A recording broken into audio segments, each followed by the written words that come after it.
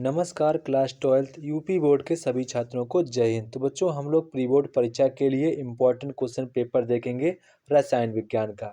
बच्चों ये question paper आपके प्री बोर्ड एंड आपके बोर्ड परीक्षा के लिए काफ़ी ज़्यादा इम्पोर्टेंट क्वेश्चन है। बच्चों आप लोगों के क्वेश्चन पेपर में सभी के सभी इम्पोर्टेंट ही क्वेश्चन देखने को मिलेंगे, जो कि बच्चों आपके एग्ज़ाम के पॉइंट ऑफ व्यू से काफ़ी ज़्यादा इम्पोर्टेंट है।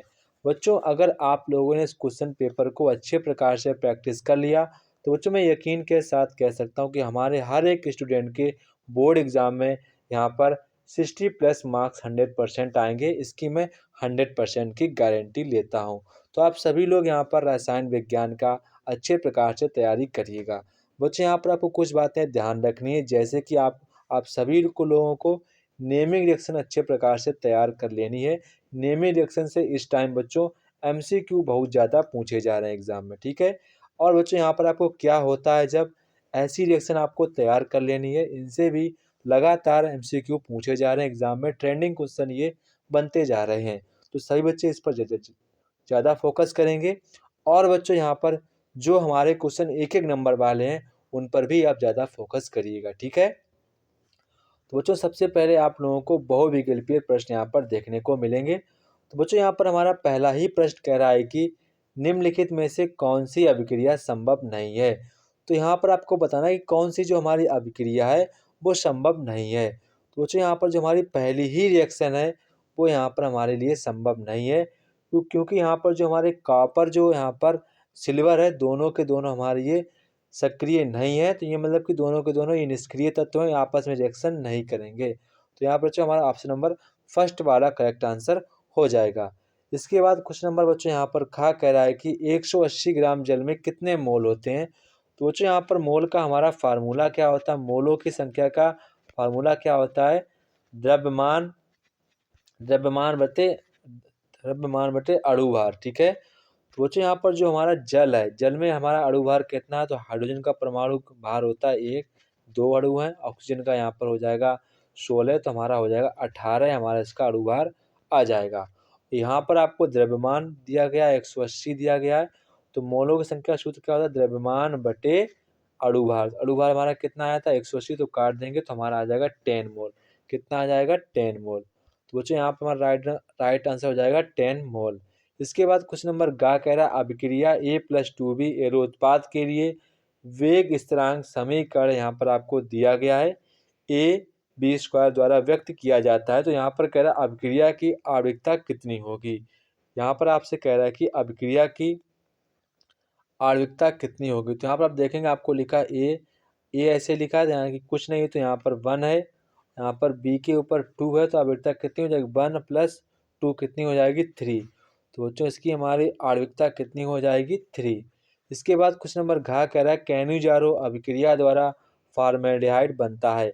तो सभी बच्चे इसका आंसर मुझे कमेंट बॉक्स में कमेंट करके बताएंगे। कैन्यूजारो जो हमारी अभिक्रिया होती है, नेमी रिएक्शन है, उसके द्वारा फॉर्मेल्डिहाइड द्वारा क्या बनता है वो यहाँ पर आपको बताना है।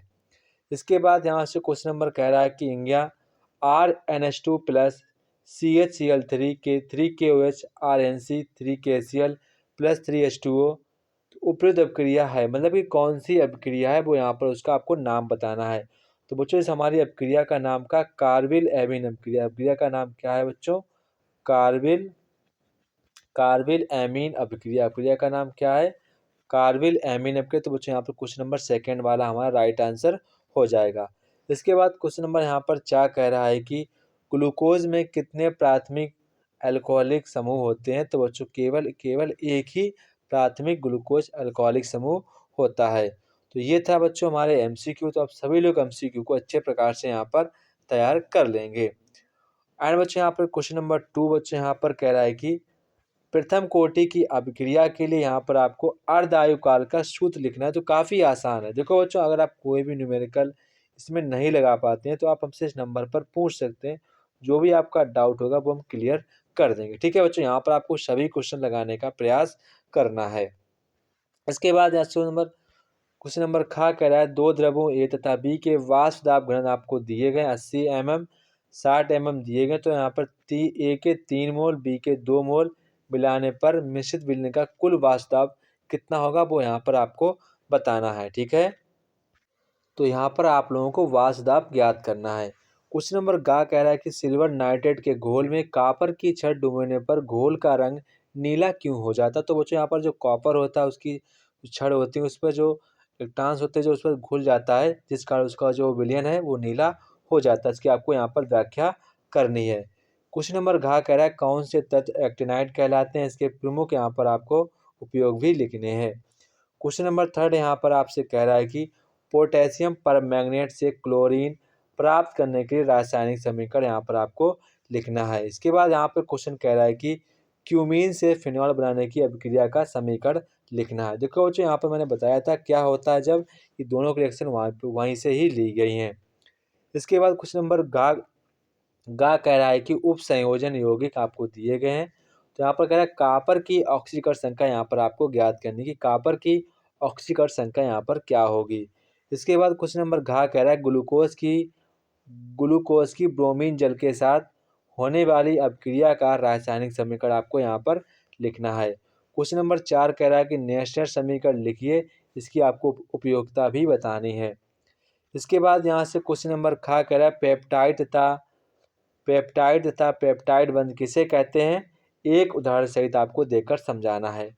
क्वेश्चन नंबर ग कह रहा है कि एस्टिलीकरण से आप क्या समझते हैं, इस पर आपको टिप्पणी लिखनी है। मोस्ट इंपॉर्टेंट क्वेश्चन आपके एग्जाम के पॉइंट ऑफ व्यू से, ठीक है। इसके बाद यहाँ से कह रहा है कि प्रोटीन के विकृतीकरण पर आपको संक्षिप्त टिप्पणी लिखनी है। इसके बच्चों आपका क्वेश्चन नंबर 5 का और यहाँ पर खा, आप सभी लोग इन दोनों क्वेश्चन को रफ कॉपी पर लगाइएगा, ठीक है। अगर नहीं लगा पाते हैं तो आप हमसे इसके आंसर पूछ सकते हैं, मैं इसके आंसर आपको बता दूंगा, ठीक है। आप सभी लोग जरूर लगाइएगा इसका आंसर, मुझे कमेंट बॉक्स में कमेंट करके बताना है हर हालत में कैसे भी। देखो बच्चों आप केमिस्ट्री के पेपर अब बच्चों वाले नहीं आते हैं, आपको थोड़ी सी तो मेहनत करनी ही पड़ेगी, तो आप इसको ज़रूर लगाइएगा, ठीक है। इसके बाद देखो यहाँ से क्वेश्चन नंबर गा, तो क्वेश्चन नंबर गा यहाँ पर क्या है संक्रमण तत्वों की आपको 4 विशेषताएं लिखनी। कितनी विशेषताएं लिखनी है, 4 विशेषताएं आपको यहाँ पर लिखनी है।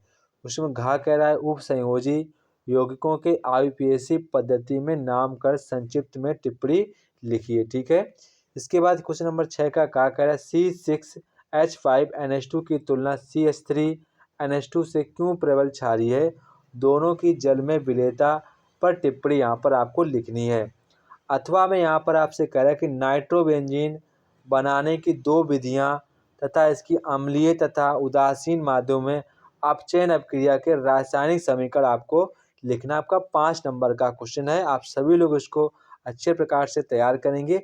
ये सभी के सभी जो क्वेश्चन आपके एग्जाम के लिए काफ़ी ज़्यादा इम्पॉर्टेंट क्वेश्चन है। इसके बाद यहाँ से क्वेश्चन नंबर खा कह रहा है कि मोनोहाइड्रिक अल्कोहल बनाने की दो रासायनिक समीकरण आपको लिखने हैं। एंड यहाँ पर आपसे कह रहा है कि एथिल अल्कोहल की शांत सल्फ्यूरिक एसिड H2SO4 के साथ विभिन्न तापों पर होने वाली अभिक्रियाओं के रासायनिक समीकरण भी आपको लिखने हैं। अथवा में यहाँ पर आपसे कह रहा है कि निम्नलिखित अभिक्रियाओं पर संक्षिप्त में टिप्पणी करनी है।